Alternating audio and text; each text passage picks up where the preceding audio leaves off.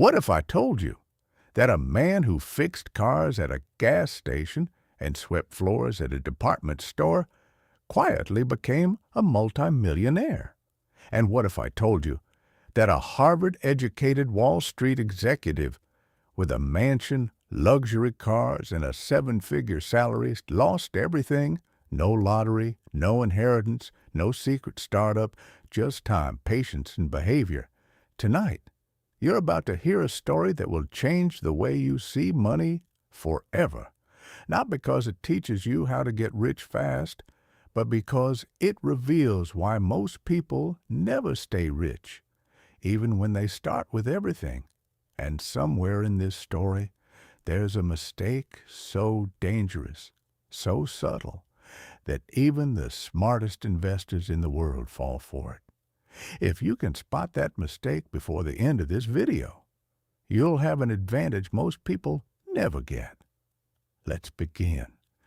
Imagine a man named Ronald Read. For 25 years, he worked as a mechanic at a small gas station in Vermont. Not a glamorous job. Grease on his hands, cold winters, long hours. Then, for another 17 years, he worked as a janitor at J.C. Penney, sweeping floors, taking out trash, clocking in and out without anyone noticing. He lived in a modest house he bought for $12,000. He wore flannel shirts. He cut his own firewood. He drove used cars. If you passed him on the street, you wouldn't look twice. He looked like a man who had just enough. But when Ronald Read died in 2014 at the age of 92, he became international news because the humble janitor from Vermont left behind more than $8 million. $8 million. He didn't win the lottery. He didn't invent anything. He didn't have a secret inheritance. He simply saved what he could, invested in strong companies, and then did the hardest thing anyone can do with money. He waited for decades. While the world chased shortcuts, Ronald let time do the heavy lifting. Hold that thought, because his story only makes sense when you hear the other one. Now, imagine a different man. Richard Foscone, Harvard-educated, top of his class, executive at Merrill Lynch. He understood finance at the highest level, markets, risk, strategy. He retired in his 40s, owned a mansion in Palm Beach, 11 bathrooms, 2 elevators, 2 swimming pools. He had what most people spend their lives chasing. But Richard had one problem. He couldn't stop. He borrowed heavily to maintain his lifestyle, assumed the good times would last forever, believed the system he mastered would always protect him. Then came 2008. The financial crisis hit, and his world collapsed. Debt piled up, assets crashed, income vanished. Eventually, he filed for bankruptcy. A judge had to tell him that his 11-bathroom mansion was no longer his. Let that sink in. The janitor who waited died with $8 million. The financial genius lost everything. How? In what world does someone with no formal training outperform someone with elite credentials? You wouldn't trust a janitor to perform heart surgery. You wouldn't trust a gas station mechanic to design a skyscraper. But in the world of money, it happens all the time. And that's where the real story begins. Here's the uncomfortable truth. Doing well with money isn't about how smart you are. It's about how you behave. Behavior is harder to master than math, harder than finance, harder than intelligence, because money decisions aren't made in spreadsheets. They're made in kitchens, in living rooms, late at night when you're tired, stressed, and emotional. They're shaped by your childhood, your fears, your ego, your past. And that means what looks irrational from the outside often makes perfect sense to the person doing it. Think about someone who grew up during high inflation. They might distrust investing forever. Think about someone who grew up during a booming market. They might believe investing is easy money. Neither is crazy. They're just responding to the world they experienced. Your personal history with money might be tiny compared to global financial history, but it shapes almost everything you believe. And once you understand that, you stop judging others and you start questioning yourself. Because the biggest risk to your financial future isn't the market, it's you. Before we go further, pause for a second. If someone gave you $10 million today, but you had to stop working immediately, what would you do tomorrow morning? Would you travel? Spend time with family? Start a business? Do nothing? Drop your answer in the comments. Not because it helps the algorithm, but because your answer reveals something powerful, the real purpose of money. And in a moment, we're going to talk about the one concept that determines whether money gives you freedom or takes it away. But first, we need to talk about time. Most people understand addition. Few understand compounding. If I ask you what 8 plus 8 plus 8 is, you know instantly. But if I ask you what 8 times 8 times 8 times 8 is, you pause. Because the human brain struggles with exponential growth. We think linearly. Work twice as hard, get twice the result. But wealth doesn't work that way. It builds slowly, then suddenly. Think about Warren Buffett. Most of his fortune came after his mid-60s, not because he suddenly got smarter, but because he had been investing for decades. Time was the secret, not brilliance, not time in the market, not luck alone, time. And here's the part most people miss. The hardest part of building wealth is staying in the game long enough, not selling too early, not chasing trends, not panicking during crashes, just staying.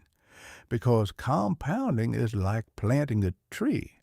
At first, nothing happens. Then a little happens. Then one day, it grows faster than you imagined. But most people dig up the tree before it has time to grow. Why? Because they want more. Which brings us to the most dangerous word in personal finance. Enough.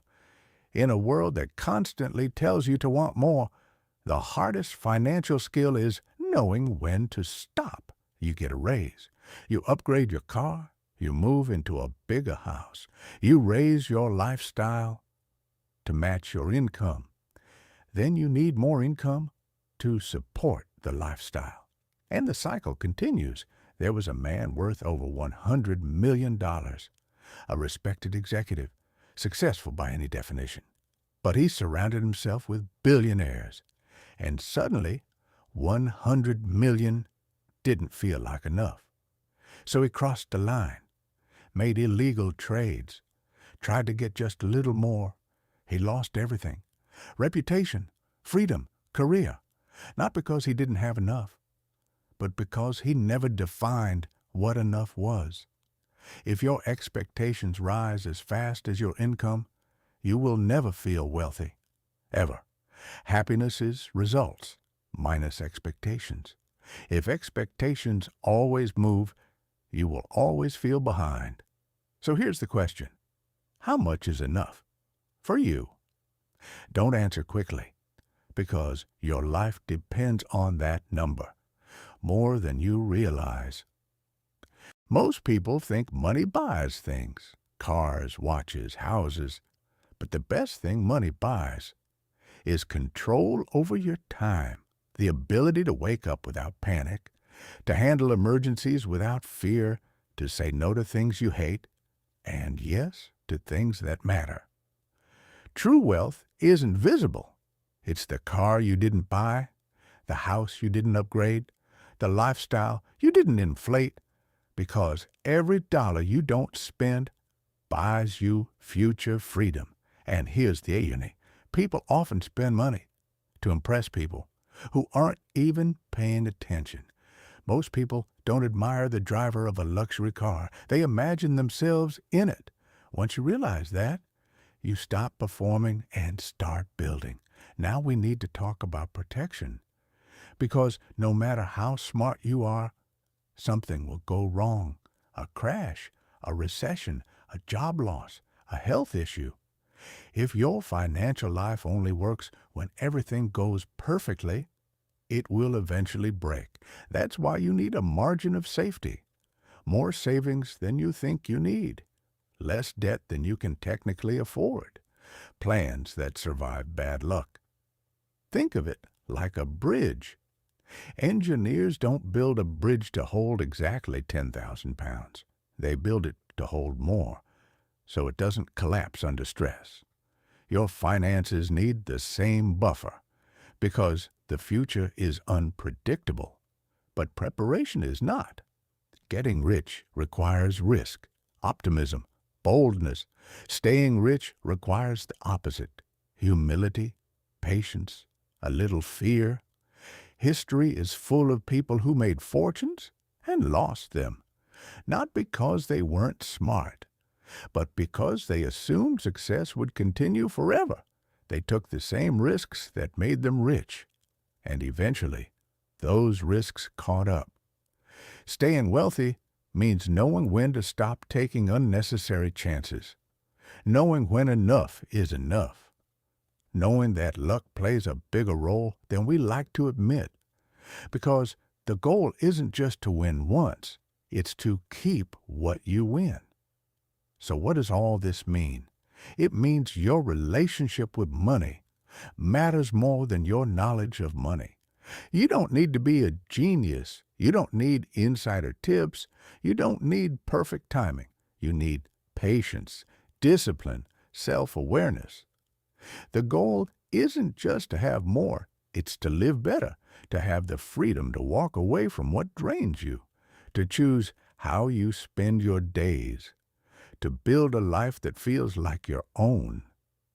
Remember Ronald Read? He didn't have a secret formula. He had a temperament. He waited, and that patience was worth millions. You have that same power, not in predicting the future, but in preparing for it, not in being smarter than everyone else, but in being reasonable. Stop trying to be brilliant. Start trying to be consistent. Stop chasing more. Start defining enough, because in the end, the best thing money can buy is the freedom to be yourself. One day, your life will slow down. The noise will fade. The markets will stop mattering. The comparisons will disappear. And what will remain is how you spent your time. So build quietly. Wait patiently. Protect what you earn. And don't let the world convince you that more is always better. Sometimes, enough is the real victory. If you made it this far, comment the word freedom below, because that's what this is really about. And if you want the habits that make all of this possible, the next video might change your life. I'll see you there.